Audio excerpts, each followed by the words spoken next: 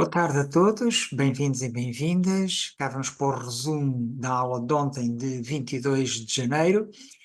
Vai ser um resumo não muito longo, porque ontem foi uma aula plena de debates, de histórias, de partilhas de emoções, de experiências, etc. Mas, de qualquer modo, aqui fica o resumo. Vou então, como habitualmente, compartilhar a tela, e aqui está ela. Sim, senhor. Então vamos começar então com a nossa aula e começamos fazendo outra vez um resumo daquilo com que terminámos a aula anterior, nomeadamente o protocolo geral para lidar com as situações que nos provocam mal-estar, ou com o mal-estar, embora nós não saibamos exatamente qual é a causa. Esse protocolo tem uma série de passos, como referi na aula passada, não é ao acaso. Esses espaços estão organizados de uma forma crescente de dificuldade, portanto começam com o que é mais fácil de alterar, de mudar, para o mais difícil. E o que é mais fácil de mudar é o que está externo a nós, à nossa volta. E portanto a primeira pergunta, sempre que sentimos um mal-estar, atenção, um mal-estar persistente ou um mal-estar muito intenso, só nestas situações, porque há momentos em que nós não estamos tão bem como outros e são coisas sem importância e que não devemos estar, não há necessidade de perdermos tempo com isso. Mas quando o mal-estar é persistente ou é muito intenso, ou é imprevisível, nos está a incomodar, enfim, situações verdadeiramente incomodativas, então sim, podemos recorrer, a me assustar, recorrer a este protocolo.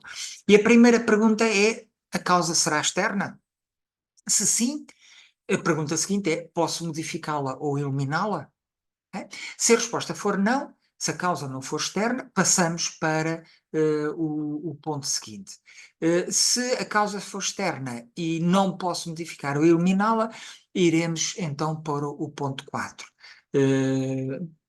Exemplos disto: pessoas que estão num emprego e que não podem largar o emprego e é o emprego que lhes causa o stress, um stress mau, um stress negativo, e não podem largar o emprego. Portanto, a causa é externa, sabem que a causa é externa, mas não a podem modificar. Nesse caso, irão para o ponto 4, que a gente já vai ver mais à frente.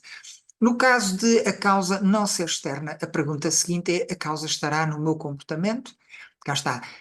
A coisa mais fácil, muitas vezes, de modificar é o que é exterior a nós. A seguir, será o nosso comportamento.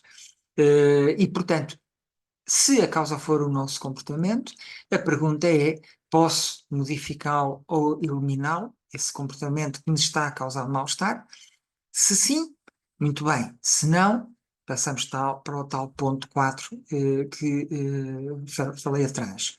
Se a causa não estiver no meu comportamento, a pergunta seguinte será: a causa estará nos meus pensamentos? Porque há situações em que os nossos pensamentos provocam mal-estar e, portanto, muitas vezes, sem nenhuma causa externa visível, enfim, que nós demos conta, os nossos pensamentos, por exemplo, os pensamentos autocríticos, que nos provocam, por exemplo, vergonha, podem, de facto, trazer-nos um mal-estar significativo. Portanto, se a causa estiver nos meus pensamentos, a pergunta é: posso modificá-los ou eliminá-los? E se não, passamos então ao tal ponto 4 que eu vos tenho falado atrás. Poderá ser: desconheço a causa. Se eu desconheço a causa, só nesta última, depois de termos passado os 3 pontos anteriores, da causa externa, do comportamento, dos pensamentos, é que nós devemos intervir ao nível mental, ao nível das nossas emoções. E, portanto, a pergunta é: posso intervir no meu cérebro mental, no meu cérebro emocional, com eficácia? Pronto, se a resposta for sim, avançamos.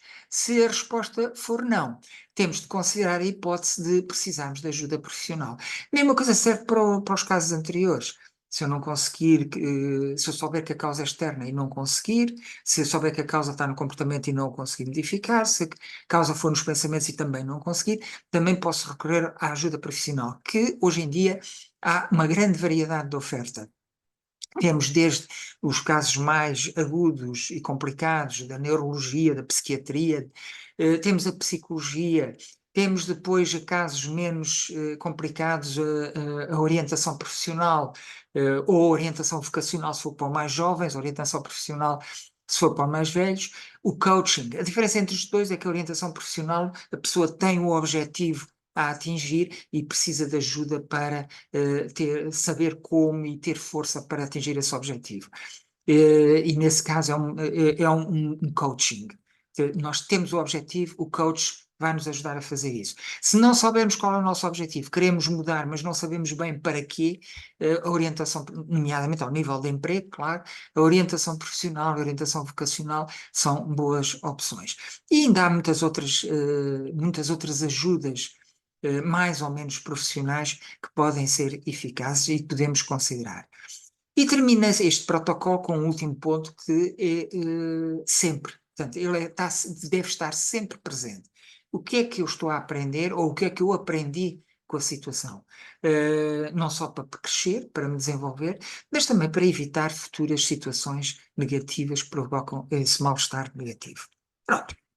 Terminado isto, voltamos outra vez à psicologia evolucionista e sobre este aspecto do mal-estar, da questão de como resolver o mal-estar, o que é que a psicologia evolucionista contribui? Bem, a psicologia evolucionista põe de facto uma questão. E a questão é esta: se eu tiver pessoas ao meu redor que se preocupam comigo e sinto alegria em estar com elas, e eu, pelo meu lado, preocupo-me com essas pessoas, sinto alegria em estar com elas e cuido delas, assim como elas cuidam de mim, qual é a necessidade de trabalhar a autoestima, a autocompaixão e todas essas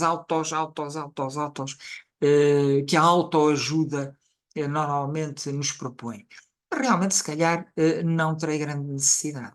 É precisamente que a nossa sociedade já não é capaz de cuidar dos seus membros, que nós temos necessidade de, por nós próprios, tentar ultrapassar as nossas dificuldades. Mas a psicologia evolucionista diz que os estímulos mais naturais que temos à nossa disposição para promover a nossa saúde mental já estão a adivinhar, os relacionamentos. Ou seja, as ligações afetuosas e seguras, atenção, as duas coisas são importantes, a questão do afeto,